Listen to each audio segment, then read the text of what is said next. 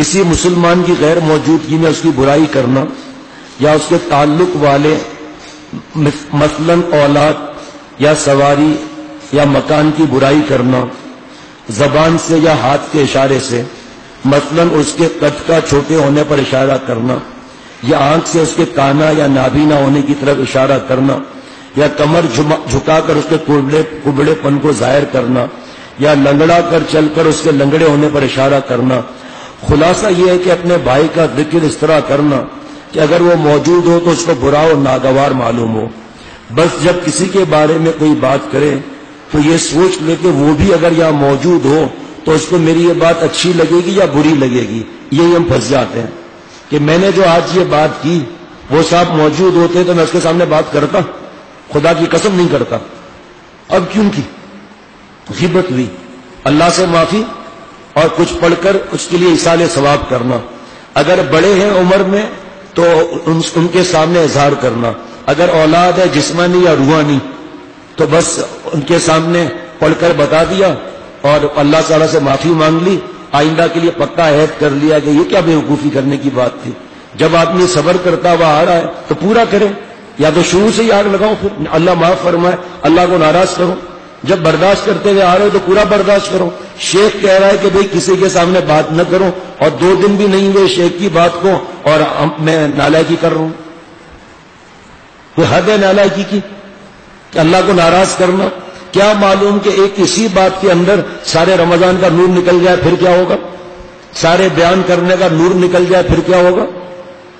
بہت اللہ سے رونے کی ضرورت ہے۔ زبان کھولنے سے پہلے آدمی سوچ لے تو شرمندگی نہ ہو، اور شیخ کو بھی شرمندگی ہوگی، ظاہر بات ہے۔ چاہے کوئی اس کو خوش کرنے کے لیے تعویل دے دے کہ نہیں نہیں نہیں نہیں تم نے تو دل کا بوجھ ہلکا کرنے کے لیے کہا، وہ تو شیخ کہہ چکے تھے کہ دل کا بوجھ اللہ کے سامنے ہلکا کرو، اور زیادہ بوجھ ہو تو مجھے بتاؤ۔ اب دوسرے کو بتانے کی کیا ضرورت ہے؟ اگر دل کہے کہ بری لگے گی تو غیبت ہے، اگر کہ یہ بات سچی ہی ہو، اور اگر سچ نہ ہو تو اس کا نام بہتان لگانا ہے، اور وہ اس سے بھی غیبت سے بھی بڑا گناہ ہے اور حرام ہے۔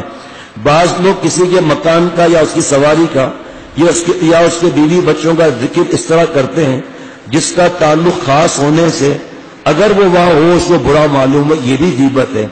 البتہ اصلاح حال کی نیت سے اولاد کی بات ماں باپ کو اکیلے میں، وہ بھی شاگرد کی بات استاذ کو اکیلے میں، مرید کی بات پیر کو بتانا غیبت نہیں، اکیلے میں۔ کوئی ایسی اور تعلیم کی بات ہو وہ پوچھنا چاہیے۔ اسی طرح اگر کسی سے کسی کو نقصان پہنچانے کا ارادہ معلوم ہو تو اس نیت سے بتا دینا کہ وہ نقصان سے محفوظ ہو جاوے، یہ بھی ضروری ہے۔ اور مسلمان بھائی کی خیر خواہی میں داخل ہے۔ یا شیطان کہتا ہے آج جو تم نے کہا تھا نا وہ خیر خواہی تھی، بھائی تو کون ہوتا ہے فیصلہ کرنے والا؟ اپنے شیخ کو بتا، وہ بتائیں گے کہ خیر خواہی ہے یا نہیں ہے۔ اگر وہ بتاتے ہیں خیر خواہی ہے، فرماتے ہیں تو ٹھیک۔ حدیث میں ہے، حدیث شریف میں ہے کہ غیبت زنا سے بھی اشد ہے، جس کی وجہ علماء نے یہ لکھی ہے کہ زنا اللہ کے حقوق میں ہے۔ اگر اللہ تعالیٰ سے توبہ اور معافی مانگ لے تو امید معافی کی ہے، لیکن غیبت بندوں کا حق ہے، جب تک وہ بندہ نہ معاف کرے معاف نہ ہوگا۔ اللہ ہمیں توفیق دے ہم غیبت نہیں کریں اور دوسری جگہ غیبت ہو اور پھر ہم بھی وہی کام شروع کر دیں، تو دونوں میں فرق کیا ہوا؟ دونوں میں کوئی فرق ہی نہیں ہوا۔ وہ اس نے بھی اس طرح کیا، ہم نے بھی آج اس طرح کر لیا۔ حضرت تھانوی رحمۃ اللہ علیہ نے فرمایا کہ غیبت عداوت دشمنی کا باپ ہے، نہیں، غیبت دشمنی کا باپ بھی ہے اور بیٹا بھی ہے۔ یعنی کبھی غیبت کرنے سے عداوت دشمنی اور نفرت پیدا ہوتی ہے، اور کبھی عداوت پہلے ہوتی ہے پھر غیبت کا سلسلہ شروع ہوتا ہے۔ اب سننا ذرا، باپ بھی ہے بیٹا بھی ہے غیبت۔ فرماتے ہیں کہ جس کا نسب اس قدر بےہودہ ہو کہ خود ہی باپ ہو خود ہی بیٹا ہو تو سمجھ لینا چاہیے کہ یہ گناہ کس قدر بدترین ہے۔ غیبت سے، اب دیکھیے میرے پر ہی ہے، ہمارے پر ہی ہے، غیبت سے آج کل شاید ہی کوئی مجلس خالی ہو، عوام تو عوام، افسوس کے علماء اور خواص بھی مبتلا ہیں۔ ہم کوئی خواص نہیں ہیں، میں تو اللہ والے کا غلام ہوں۔ اس لیے حضرت مجدد نے فرمایا اس گناہ کو ترک کرنے کا بہت اہتمام سے بیان فرمایا ہے۔ اگر توفیق ہو جاوے تو جس کی غیبت کی ہے اگر اس کو اطلاع ہو گئی تو اس سے معاف کرائے، کیونکہ اس کے بغیر سچی توبہ قبول نہیں ہوتی۔ لیکن اگر اس کو ابھی غیبت کی اطلاع نہیں ہے اور معافی مانگنے سے اس اطلاع ہونے کے سبب اس کو رنج و غم پہنچنے کا اندیشہ ہو اور دل میں کدورت اور نفرت کا اندیشہ ہو تو سچی نیت سے عہد کرے کہ اب کبھی غیبت نہ کروں گا اور اس کی تعریف کیا کرے، خصوصاً جن لوگوں کے درمیان غیبت کی ہے ان سے اس کی تعریف کرے اور اس کی غیبت کرنے کی اپنی غلطی کا اعتراف کرے اور اس کے لیے دعا کیا کرے اور کچھ تلاوت کر کے یا کم از کم 3 بار سورہ اخلاص پڑھ کر کافی دنوں تک ہر روز ان لوگوں کو ثواب بخش دیا کرے جن کی غیبت کی ہے۔ امید ہے قیامت کے دن حق تعالیٰ ان لوگوں سے اس کی یہ خطا معاف کر دیں گے اور خود بھی وہ لوگ جب اپنے نامہ اعمال میں اس کا بخشا ہوا ثواب دیکھیں گے تو رحم آ جائے گا اور معاف کر دیں گے۔ وہاں محمد کریم صاحب کا ہے، ٹھیک ہے۔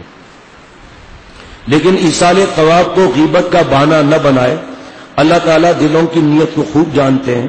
بعض وقت مقبول بندوں کی غیبت سے خاتمہ بھی خراب ہونے کا اندیشہ ہے اور یہ فیصلہ نہیں کیا جا سکتا کہ کون وہاں مقبول ہے۔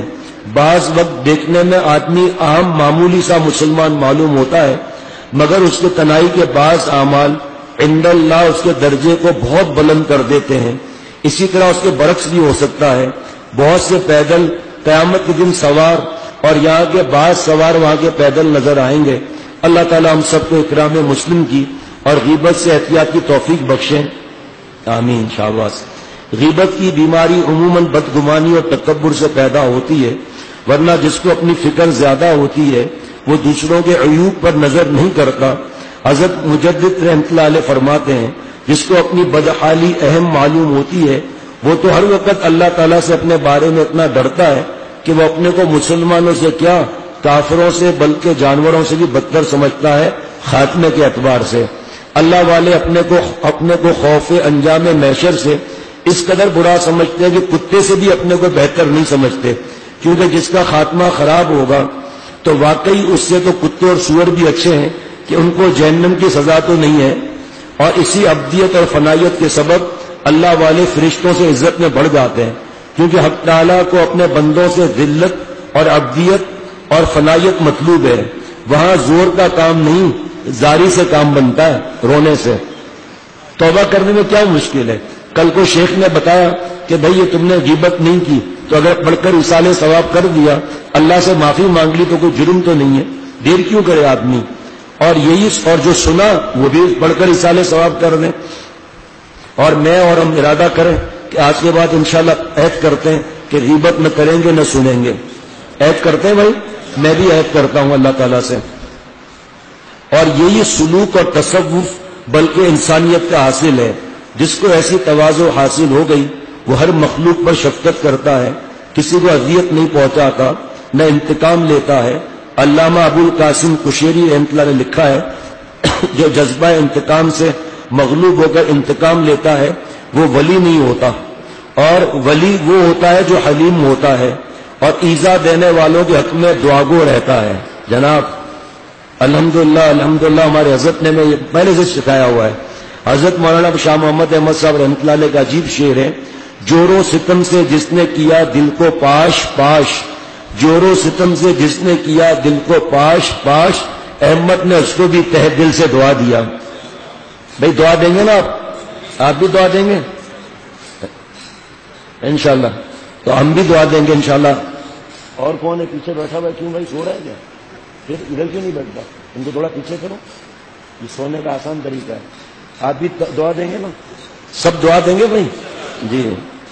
جور و ستم سے جس نے کیا دل کو پاش پاش، احمد نے اس کو بھی تہ دل سے دعا دیا۔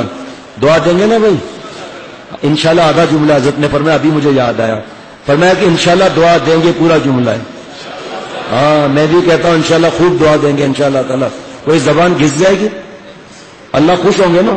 بس میں نے اپنے کانوں سے سنا ہے حضرت والا کو، حضرت والا بچپن سے ستائے گئے، یہاں تک کہ جان کا حملہ ہونے والا تھا۔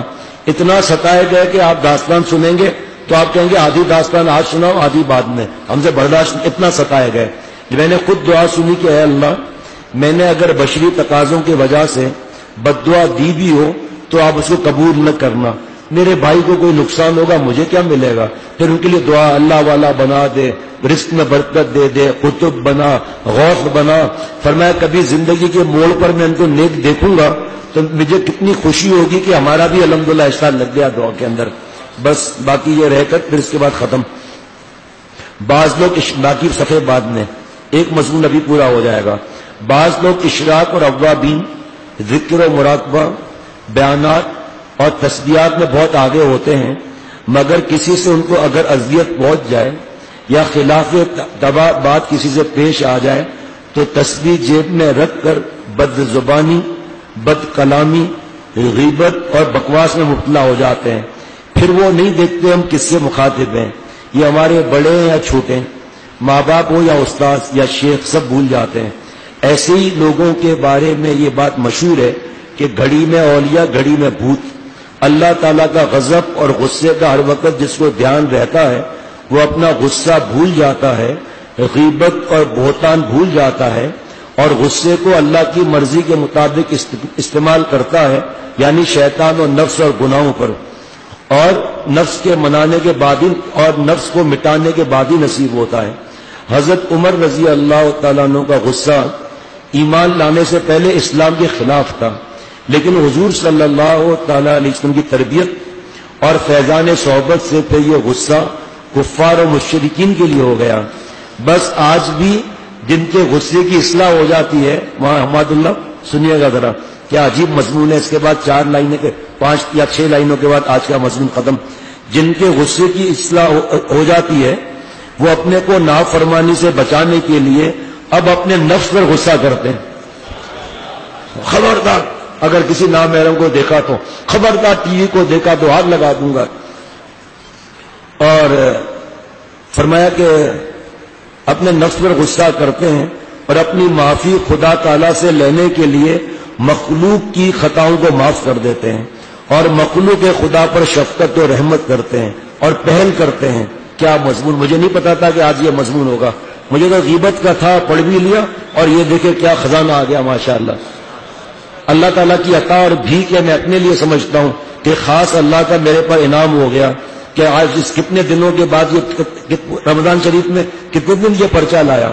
تقریباً پورے رمضان یہ کتاب جس سے پرچہ لیا ہے وہ ساتھ ہوتی تھی، رمضان کے بعد اللہ بیان کرا رہے ہیں۔ سبحان اللہ بھی کہیں بھائی ماشاءاللہ۔ فرمایا کہ اور جو مخلوق کی خطاؤں کو معاف کر دیتے ہیں، ذرا سننا کیا آگے آ رہا ہے، اور مخلوق خدا پر شفقت و رحمت کرتے ہیں، اور بڑوں کا ادب اور چھوٹوں پر شفقت اور علماء کے اکرام کی حدیث پر اہتمام سے عمل کرتے ہیں، یعنی جو ہمارے چھوٹوں پر شفقت نہیں کرتا، حدیث پاک کا مفہوم، ہمارے بڑوں کی عزت نہیں کرتا، ہمارے علماء کا اکرام نہیں کرتا، وہ ہم میں سے نہیں ہے۔ اب یہ یہاں کہاں لکھا ہے کہ کسی عالم کو کسی غلطی میں دیکھ لیا اس کی برائیاں کر رہے ہو، اس کا اکرام نہیں کر رہے؟ ہمارا اس سے واسطہ نہیں، ہمارا واسطہ اپنی ذات سے ہے۔ اب حدیث پاک میں اہتمام سے عمل کے لیے اپنے نفس پر غصہ کرتے ہیں، مجبور کرتے ہیں، یہاں تک کہ کچھ دن مشقت کے ساتھ عمل کرنے کی برکت سے پھر طبیعت اور عادت بن جاتی ہے۔ حضرت تھانوی رحمۃ اللہ نے فرمایا کہ پھانسی کے ملزم کو معمولی مقدمے والوں کی غیبت کرتے نہ دیکھا ہوگا، اور کوڑ کے مرض والوں کو زکام والوں پر ہنستے نہ دیکھا ہوگا، بس قیامت کی ہولناک پیشی اور انجام پر نظر رکھنے والے دوسروں میں ہنسا نہیں کرتے، نہ غیبت کرتے ہیں، انہیں نہ فرصت ہے نہ ہمت ہے، انہیں نہ فرصت ہے نہ ہمت ہے۔ حضرت والا کا شعر ہے، نامناسب ہے دل ناداں، نامناسب ہے دل ناداں، ایک جزامی ہنسے زکامی پر۔ اللہ تعالیٰ مجھے ہم سب کو اپنا خاص تعلق نصیب فرمائے، اور جو آج تک گناہ، کمینے پن، نالائکیاں، بے حیا کیاں، غیبتیں سنی، غیبتیں کی، یا ایسے جملے کہہ دیے، اللہ تعالیٰ سے میں معافی مانگتا ہوں کہ اللہ مجھ نالائق کو معاف فرما دے، اور بغیر استحقاق کے نہ ہٹا کر لائق بنا دے۔ باتیں کرنا آسان ہے، عمل کے وقت ہم باتیں بھول جاتے ہیں جو پڑھی ہیں سنی ہیں۔ اللہ ایسے ذلت سے بچائے، اور جو کر لیا اللہ اسے اپنا معاف فرما دے اپنی رحمت سے۔